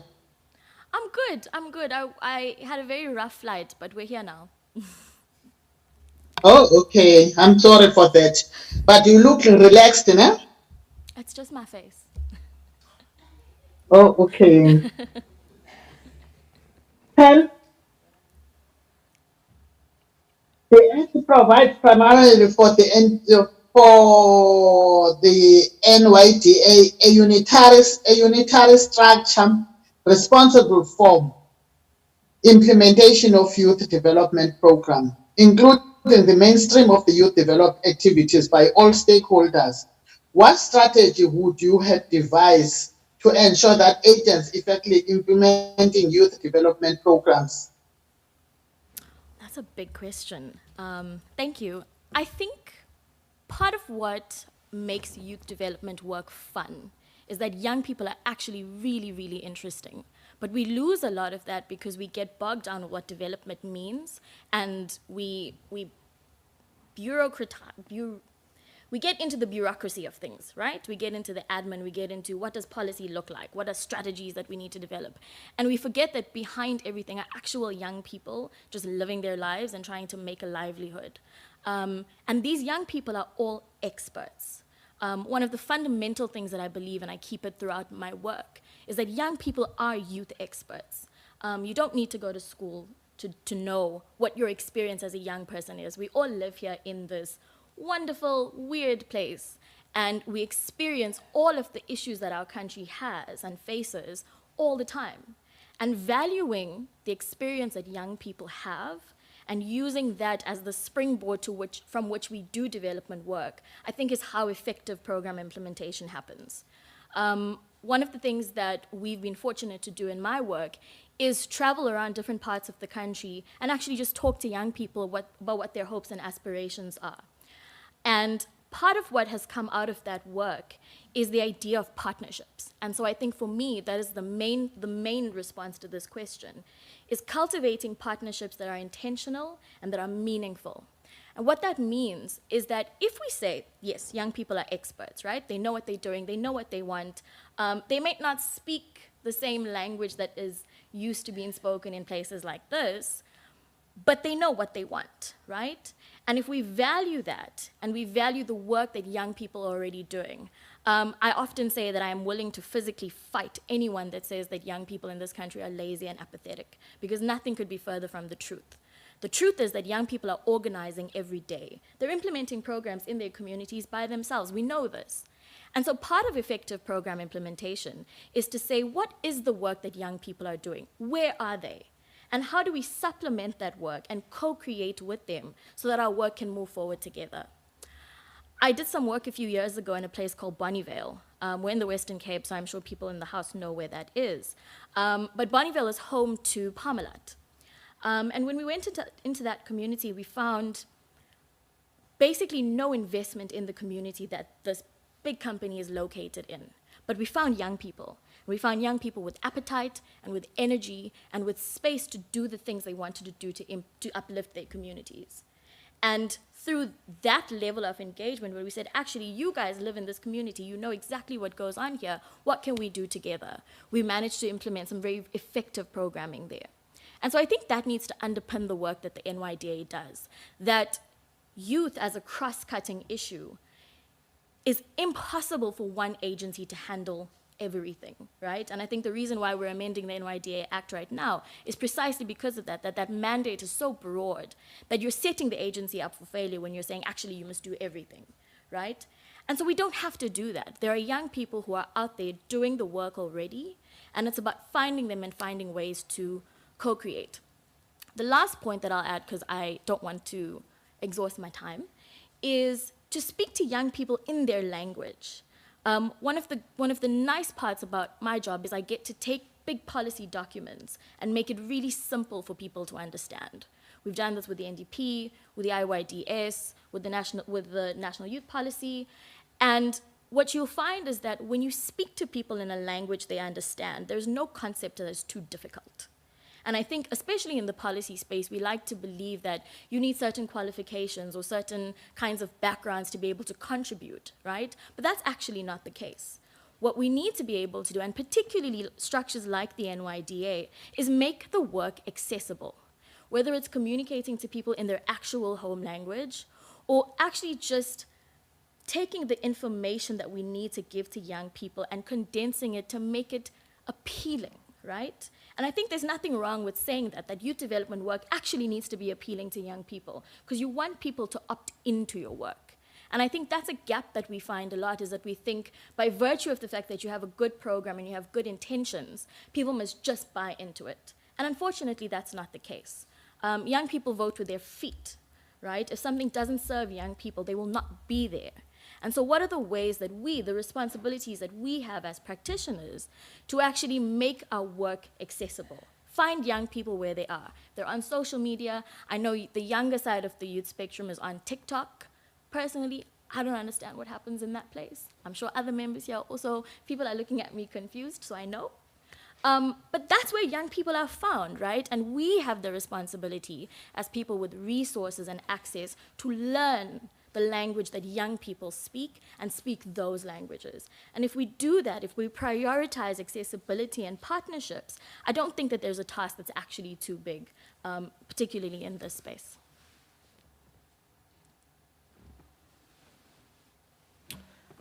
Honorable Mkweba. Ndibulele sihlalo. Miss Pillay, I can see in your, yes I am.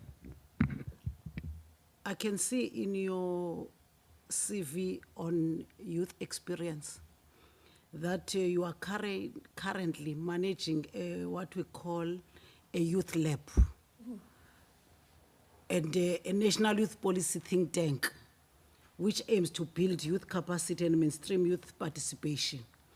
Then, Ms. Pillay, the National Development Plan highlighted that there is a global issue around employment and opportunities for the younger generation. And that makes a negative feeling in our country, especially, especially to the youth living in the country. And we have been exposed by the COVID-19 pandemic. While there are many issues facing the youth of South Africa, the most prevalent being youth unemployment. Then my question to you, do you foresee any signs of economic breakthrough for young people? And what should be done to address youth unemployment in South Africa? Thank you very much, Chair. Thank you for that question. Thank you, Chairperson. I hope I'm getting another 45 minutes just to answer that question, because that's a big one. But I think for me, the unemployment conversation is a values conversation more than it is a policy or a market-related question. I think we have to think very carefully about what we mean when we say young people need to work. What does work mean? What does work look like for young people who are so diverse in our country, right? So we define youth between 15 and 35. And we know this, right, that a 15-year-old and a 35-year-old have completely different priorities, completely different outlooks, and ideas about what work means. And even if you look within age groups, right, a 15-year-old from Chatsworth and a 15-year-old from Sandton has completely different views on what work must look like. And so I think if we're trying to solve unemployment by treating young people as one big block and not understanding all of the nuances that makes young people young in this country, we're missing the point. And so why I say it's a values conversation is because I think we understand that unemployment is a structural issue, right? It's not just about actually creating jobs, because you can create all the jobs you want, but if people have inadequate transport to get to where they're going, if young women are being kidnapped and raped and killed on their way to work every day, all the jobs in the world actually don't matter, right? And so there needs to be a very well-rounded view of how we look at unemployment. But that's going to take us very long if we have that conversation. And so a few key interventions that I've been thinking about over the last few years is, number one, I think we need to end internship culture. I think internships are a very lazy way of thinking about employment, and I think as South Africans, we're much smarter than that particular solution. I think we can do better than that.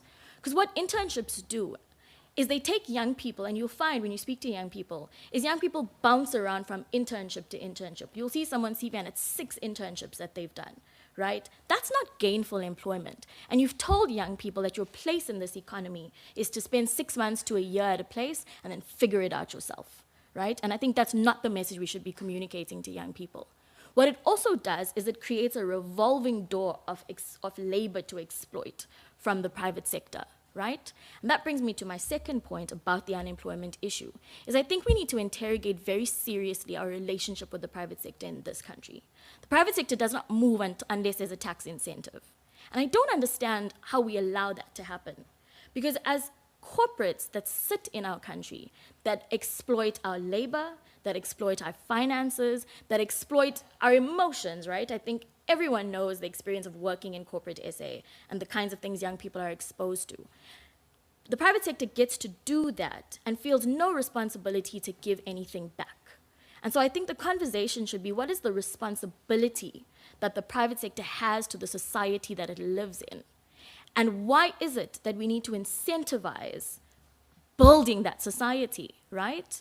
And so I think when we talk about the private sector particularly, that's a conversation to have, that actually we shouldn't be incentivizing people for doing very basic work. You want people to work for you, you want your business to do well, invest in those people, right?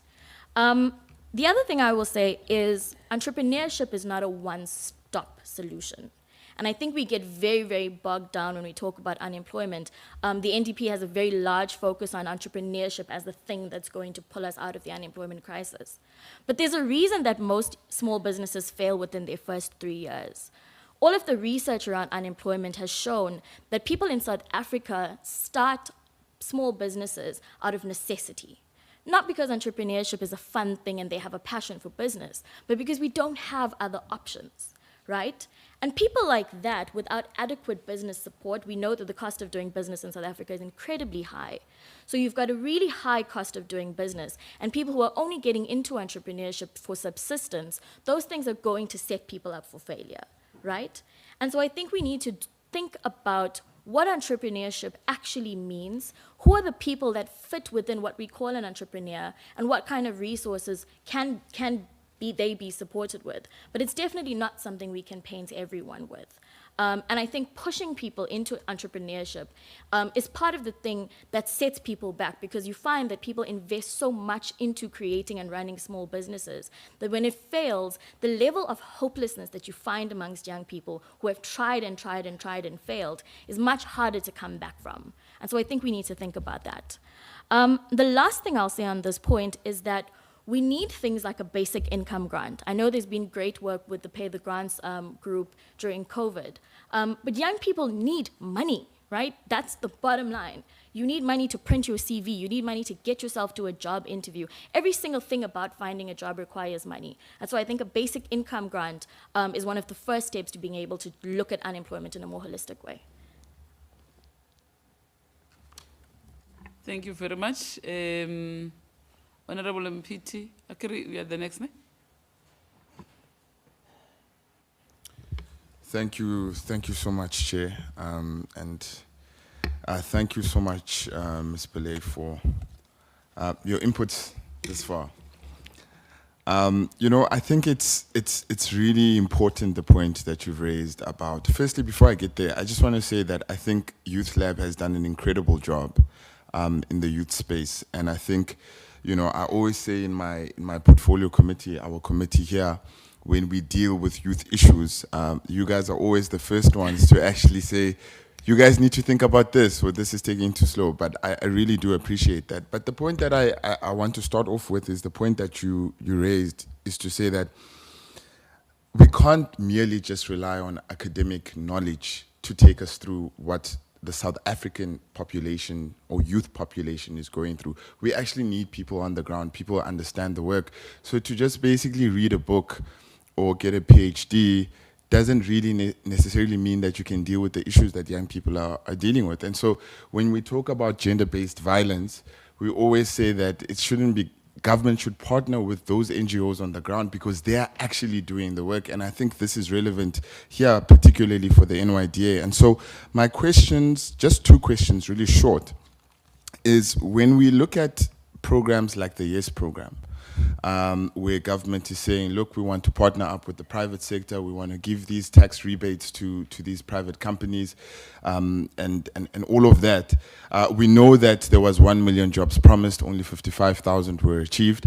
So if you are appointed onto the board, you will have some form of a channel to the president. And what would your advice be in terms of these type of programs? I mean, you've already spoken about how the private sector is not doing enough. So what would your really high-level solution be to him if he had to ask you, what do I replace the YES program with? Then lastly, I just want to quickly look at your approach should you be appointed to the NYDA board, is that we do know that there's a transversal approach that is required. You have to work with, you know, departments that will eventually become stakeholders. And so what is your approach going to be? Because we know that these government departments have youth programs, they have internships, learnerships and the like. But obviously, if they were working, we would not be having the highest unemployment rate in the entire world, right? So there has to be a fundamental change and a different way in which we communicate what is working and what is not working. So I'd really like to understand what would be your approach with engaging with departments like higher education, departments like labor and employment, which really have or are well positioned to be able to articulate and actually put these programs on the ground. How do we speak truth to power in that instance, and how would you do it? Thank you. Thank you very much, Honorable MPT. The first part of the question, which is my advice to the President around initiatives that are happening. And Chair, I hope I'll be protected after this. But the first thing I would say to him is that YES as a program needs to end. It's not working. We're bleeding money into it for a program that A, has failed to deliver, but B, has not failed to deliver because they can't do it, because there's a capacity issue. They failed to deliver because I believe that they fundamentally miss what the issue is around unemployment. I remember very clearly the day that YES was launched, and they interviewed a young person that was part of that initial group of young people. And she said, the private sector should be very interested in this program because it offers cheap labor for them to do their work. And when I heard that, I said, this program will never work, right? Because that's how it imagines young people's roles. And young people, we are so much more than labor. We're so much more than a labor force, right? And treating young people, treating us like the only value we have to this country is to be workers, is the reason why all of these programs will fail. Right? And the reason why YES is failing. And so my first advice to him would be, please, sir, stop that thing. I think the presidency has done really well with the Presidential Youth Employment Initiative. The PYEI underpins what in the academic world we call the capabilities theory, which says that all people actually want is to live a life and get the kind of support that allows them to do the things they want to do. That's all of us in this room, right? And so our role as government, as leaders, as people who work in development is to figure out what those things are and what kind of support is needed, right? And that's the kind of approach that the PYEI takes, because it says, what are the things outside of getting a job that young people need that we can grow and improve on, so that finding a job is an easier thing to do. And there's great synergy between the PYEI, the NDP, and what's now the IYDS, right? And you can see that there's been a lot of thought given into, actually, what does this thing mean, right? And what are we actually doing here? And I think that is a really great starting point. And so my advice to him would be to take the money that we've been funneling into programs like YES and put everything we have behind the PYEI.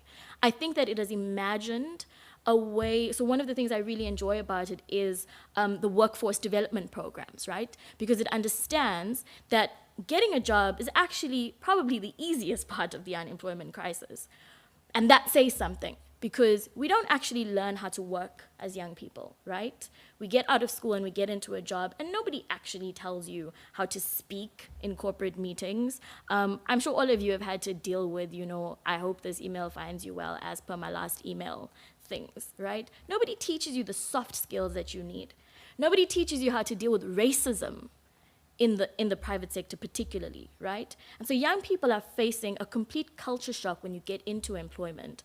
And I think the PYEI imagines that that kind of support is needed, right? That there are softer skills and more well-rounded skills that young people need in order to perform effectively at whatever jobs that they do. And so that would be my main advice to him, is actually Mr. Rudy Dix has done a really great job in leading that development of the PYEI, and I think that we owe it to ourselves to be able to put whatever we can behind it, because I think that there's a lot of potential there. My approach to engaging departments, I will start by saying that I really appreciate the amendment that's being proposed to change what the NYDA is meant to do, right? And so it's going from being, you are the be-all and end-all of youth development to saying, actually, what you should be doing is initiating, designing, and piloting programs, right? And I think that's a phenomenal way of thinking about how development works. Because what good development does is it says, here's a thing, we tried it once, it worked really well, you go and do it, right? And I think an agency like the NYDA is really well placed to be able to make those kinds of programs and say, look, we've tested this thing, we can now hand it off to this department and say, it's been tried and tested and it works, right? And so that's the one thing, is I think using the NYDA as the agency that pilots youth interventions and feeding that into the different departments that we have is really important. The second thing is that departments are meant to have youth desks, right? And we don't hear a lot about them. But I think one of the reasons why I'm sure people that work in the Department of Women, Youth and People with Disabilities are probably exhausted all the time is because you have such a mammoth task. All of those things are cross-cutting issues, right? There is no department in this country that youth are not affected by.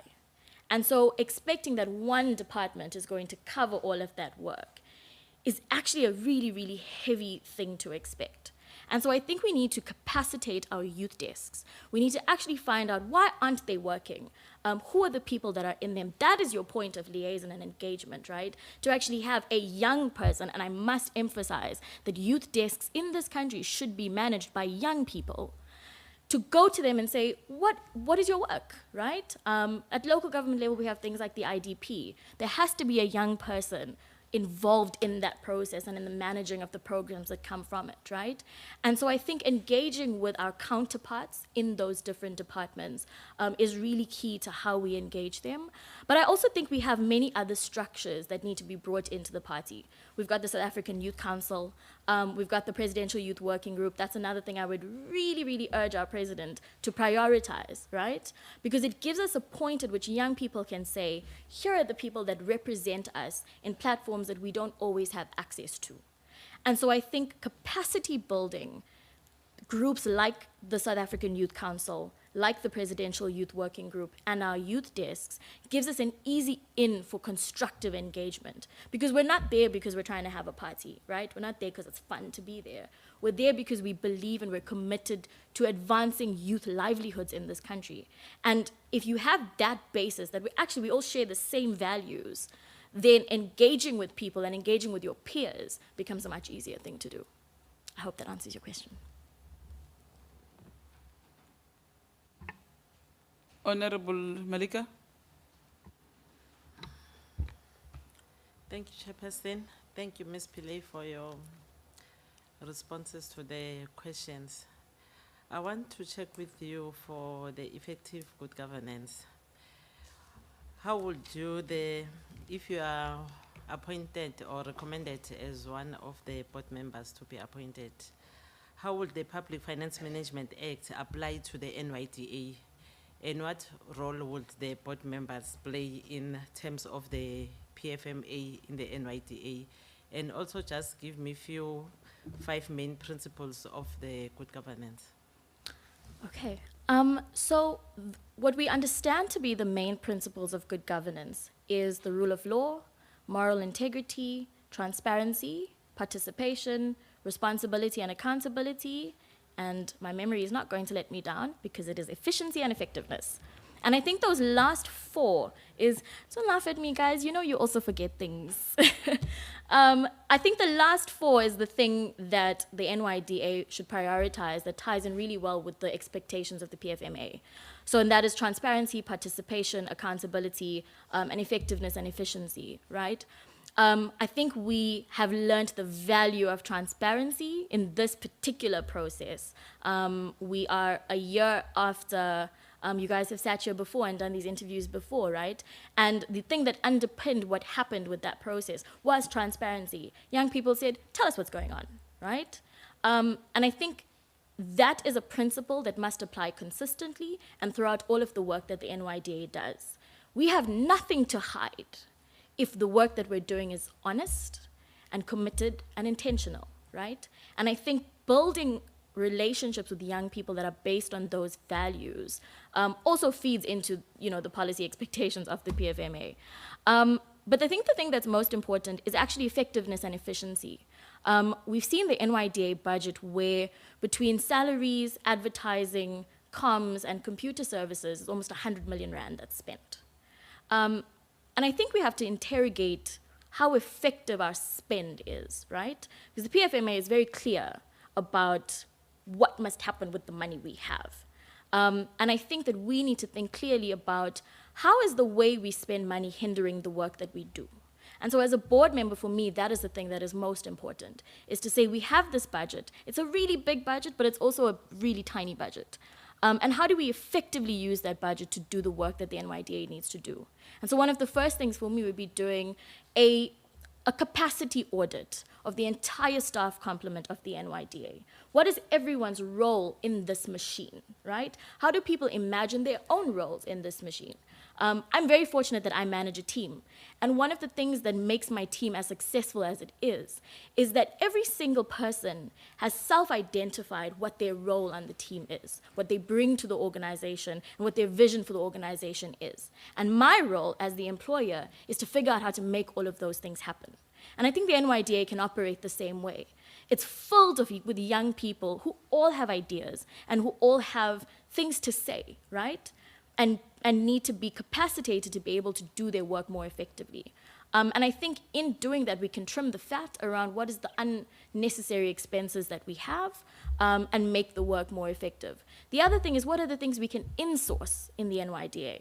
So I know that there's a big spend. I think it's close to 30 million on computer services. I don't know what that means, but I'm quite sure that that is a service that can be insourced. We spend a lot of money on things like advertising. And again, I think those are things that the NYDA can be capacitated to do by themselves. And so for me, when I think about PFMA, I think about the role that it has to play in teaching agencies how to effectively manage money so that the work becomes effective. It's not about saying, oh, look, we actually only spent 60% of our budget. That's not something to be proud of, right? It's about saying we've spent 100% of this budget, but this is the difference that it has made in young people's lives. And so as board members, what is the role that we have is, I think, ensuring transparency, accountability, effectiveness, and efficiency, because that's what good governance actually just means.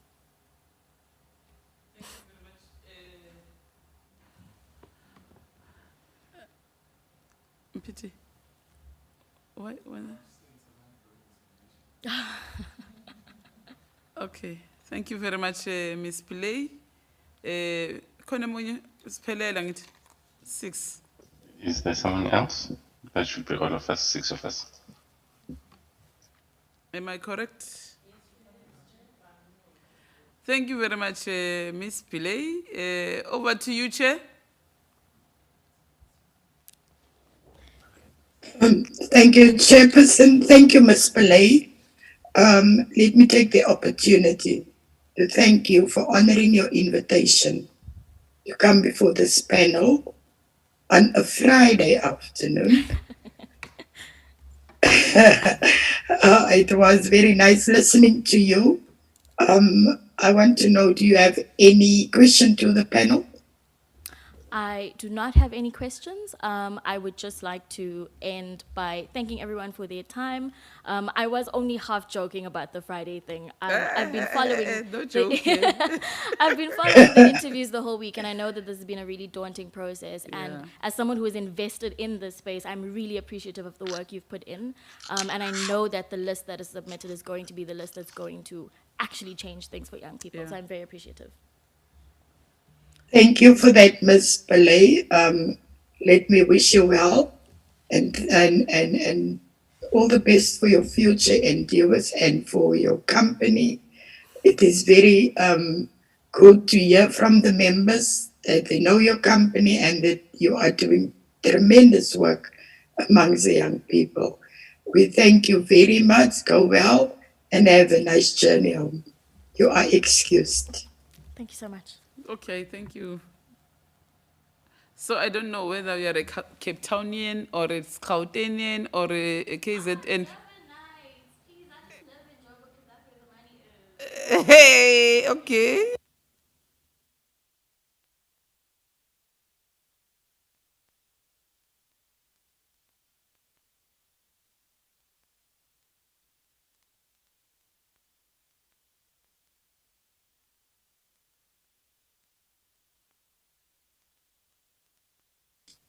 Chair, are we breaking for lunch? Are we continuing? Hey, I'm aging. Thank you very much, Chairperson. I was saying we are right on time. So we are going to break for lunch and we are coming back at 3:20. Thank you, Chair. Yes. Enjoy the break. Okay. Bye.